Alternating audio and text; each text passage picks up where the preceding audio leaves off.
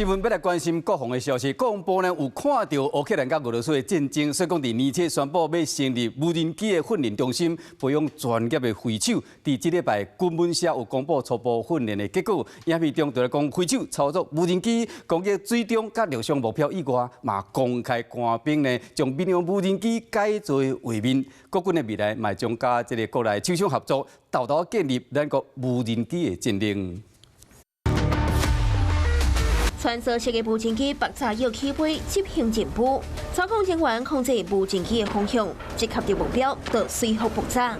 国军无人机操作的训练影片头一遍公布，除了攻击水流的目标，这边更加展出官兵改造民用无人机的画面。小型无人机的发展相当值得一提。国军继续咧打造无对等的战力，内测规划成立无人机训练中心，如今也展现初步训练的成果。 严格要培养会当上战场的操控人员，这不简单。面对强军的威胁，退休的将官讲，操控无人机人员的数量甲能力拢真重要。每一个官兵在完训之前都要会操作无人机，而且要经过无人机考试，可以经过10关到20关，那甚至可以举办无人机的竞赛。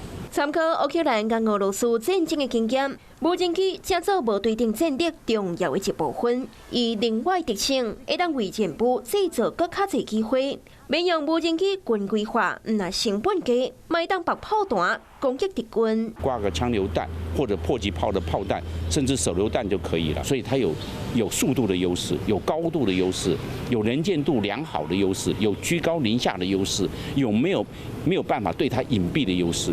无人机在乌克兰甲俄罗斯的战争中建立经济功劳，成做重要的力量。国军积极地训练操控人员，向部队化目标前进。